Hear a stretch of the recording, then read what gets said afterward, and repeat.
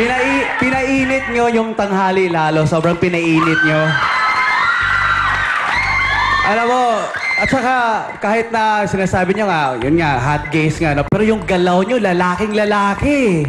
Ano eh, may nag-breakdance, may nag-handstand, mga bihira lang gawin talaga ng grupong ganon. Kaya siguro suggestion ko na, I'm sure makapasok kayo sa Grand Finals, no? Panggulat lang, dapat may konting mga ilang seconds na panglalaki yung hataw kasi kayang-kaya niya talaga eh. So, pwedeng ipasok niyo yun. Tapos, ano pa ba? Yan, tunto ako sa handstand. Wala akong masabi, medyo okay yung score ko, kaya eto para sa inyo.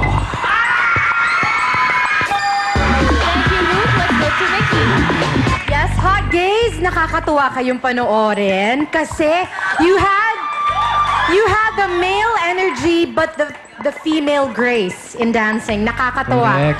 And yung mga nag-trip sa inyo, bad sila. Kasi alam mo, lahat naman tayo may dignidad at karapatan. Diba? We are entitled to that. Pero hindi bale, at least naka-perform kayo sa showtime, hindi ba? And dahil dyan, eto po ang ibibigay kong score sa inyo. Thank you, Mickey. Ito naman, Ryan.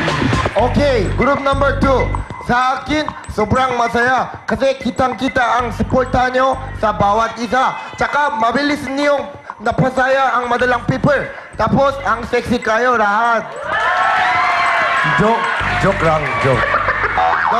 Walang katulad ang group nyo. Gusto ko yan. Sobrang enjoy ako. Sobrang enjoy ako sa costume. Parang Wonder Woman. Tapos, mahirap sayaw nyo. Pero ang usay, sabay-sabay. And I really like you, ate. Anong pangalan mo? Sino parang buhok ni Sino dito? Coconut? Sino Ryan? Coconut? Coconut. Kanina. Coconut? Anong pangalan mo, ate? Cassie. Cassie.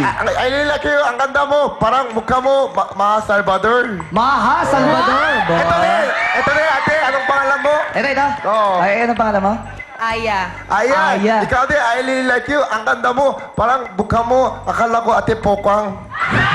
Joke lang. Pero sobrang enjoy ako. Ito lang school nyo. Baka chill ka lang.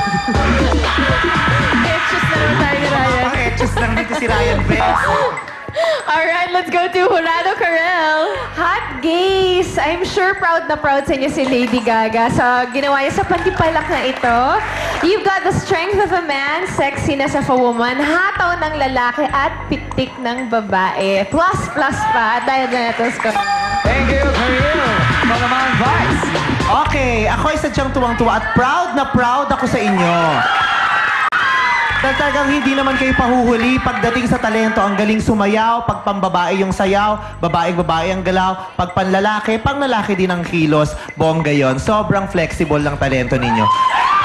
Kaya lang, gusto ko lang balikan yung kwento nyo sa amin, alam mo. I love you too. Alam mo, yung mga bakla kasi, laging nagre-reklamo, binabastos kami, lagi kami ginaganyan. Huwag natin masyadong isisi sa ibang tao yung nangyayari. Baka kasalanan rin naman ninyo. Di ba? Kung pinagbabato kayo at binugbog kayo ng mga taong bayan, eh alas 5 na ng madaling araw, maingay pa kayo. Baka, di nyo ba naisip na mali rin yung ginawa ninyo? Di ba? Hindi naman kinakailangan pag bakla ka, baklain mo yung sarili mo. Kahit bakla ka, walang dapat ikahiya, basta tama ang iyong ginagawa. May pangahawakan kang tama.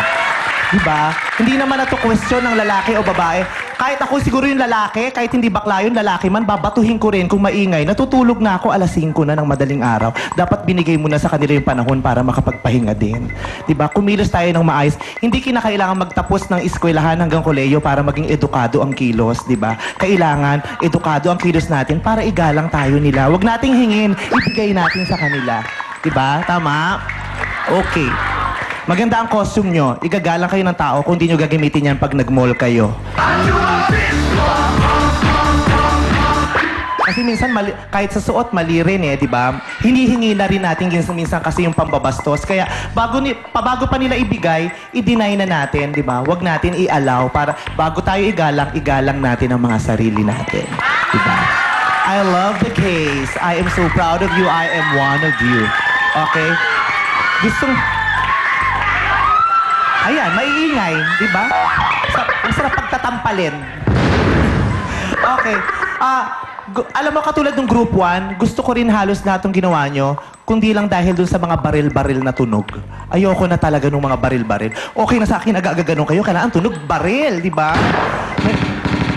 Ayan, naririnig ng mga batang nanonood. Eh, ang Showtime, child-friendly. Di ba?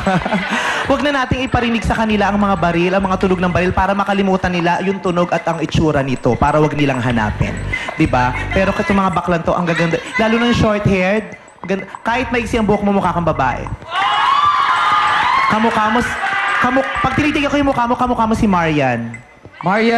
Mariam Defensor Santiago. Marian. May napansin ako sa leeg mo. Ano yan? Ba't may ano ka dyan? Ay, Ano yan? naku, Bakit may ano bakas yan? pa, ha? Pantal. May pantal sa leeg. Nakakaloka May ka. lamok. Kumagat. Ito, maganda rin ang babae rin tong katabi ni Vong. Oh, di ba? Pati kilos, babae lang, malambot lang, tahimik lang, ganyan, di ba? Nagpapakababae ka na rin, itodo mo na, tahimik lang. May kahawig ka yung artista sa GMA na lumipat sa ABS. Sino? Si Jewel. Si Jewel? Kaawig na si Jewel?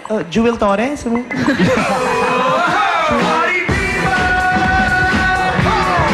Kung sakaling manalo, tanggalin din yung tunog ng barel, ha? Kalimutan na natin ang barel. Itong score nyo. Okay, maraming salamat sa ating mga Hurados Showtimers!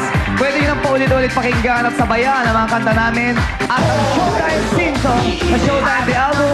Available na po yan sa lahat ng record boards at napakamura po, 250 pesos only. Buy the CD at may bonus pa kayo.